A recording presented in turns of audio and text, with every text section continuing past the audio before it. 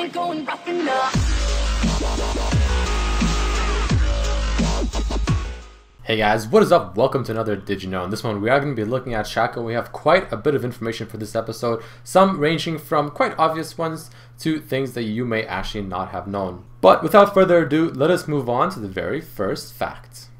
Shaco's passive backstab actually amplifies critical strike damage. For example, if you were to land a crit that dealt 400 damage in the back of the enemy target, the passive will make it 480. You can force Shaco's Deceive to go on cooldown by pressing the back button while stealth. This is very useful because it'll make the skill go on cooldown a lot faster rather than waiting for the invisibility to wear out and then go on cooldown.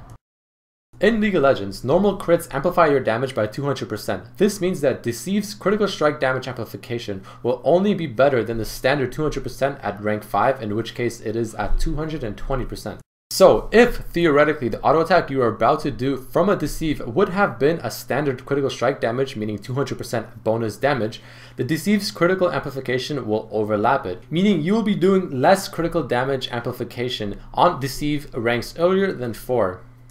Deceive will actually leave a puff of smoke that can be seen through the fog when an enemy Shaco uses the ability. This is important because it can let you know if a Shaco is coming to gank your lane. Also, placing a Jack-in-the-Box does not leave a puff of smoke. Shaco is the only champion whose regular skill lets him go invisible instantly, as opposed to champions like Twitch whose regular ability has a delay before they actually go into stealth mode.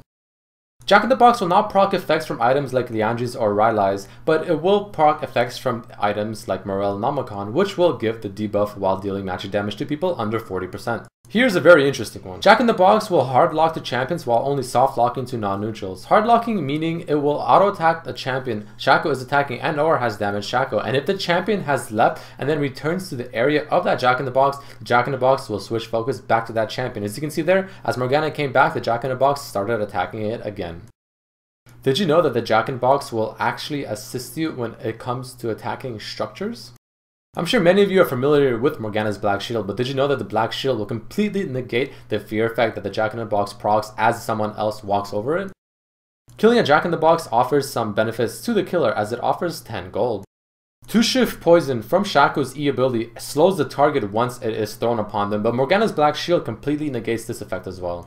2-shift poison will proc effects from items that have spell vamp and or magic slow effects such as the Hextech and or Rylai's, but it does not proc on hit effects such as lifesteal from the Bloodthirster.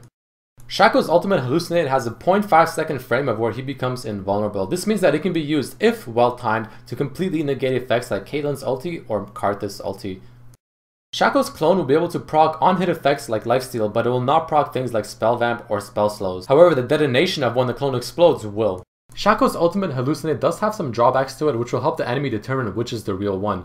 The Hallucinate clone will not get effects from things like the jungle buffs and or the buff from the middle area of the minion, but it will however take items such as Guardian Angel and or Banshee's Veil, and it will look like the effect is on the clone as well.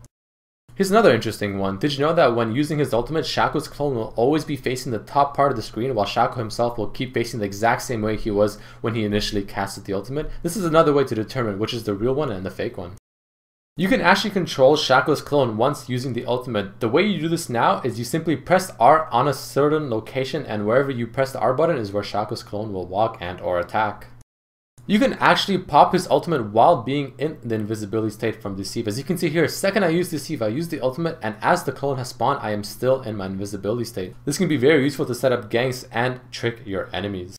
Alright, let us jump into some fun facts. So the first one is, did you know that Shaco was once again designed by Guinsoo?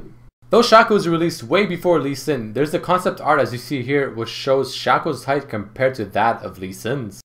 Shaco used to have two other abilities called Paranoia and Maniacal Cloak. Paranoia suggests that it would have been similar to the ultimate that Nocturne currently possesses, and Maniacal Cloak used to have the effect of a toggle where Shaco would continually re-stealth himself after not attacking or casting 5 seconds, which will drain 15 mana per second while stealthed.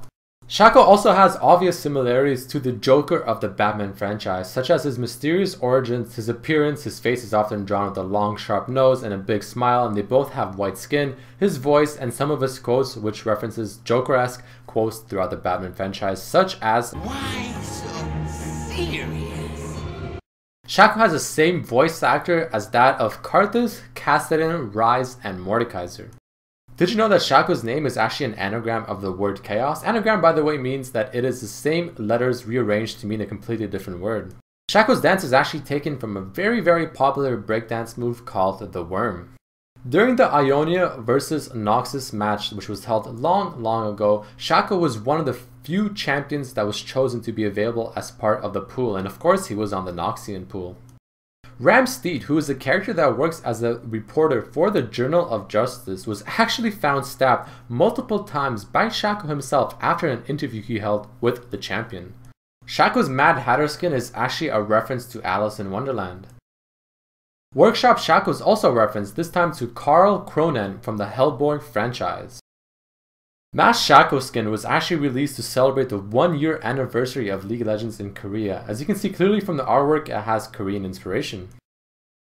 Alright guys, I hope you enjoyed that episode. Please check out the 2 other Shaco videos as you can see in the bottom left and bottom right. I have many different tips and showing you how to counter jungle, just how to play Shaco effectively in the jungle, and just do all the good things that you need to know about this champion. So highly recommend checking those out. But once again, I hope you guys enjoyed this episode. If you have any feedback, please post it. But I hope to see you guys next time on the next episode of Did You Know? Peace.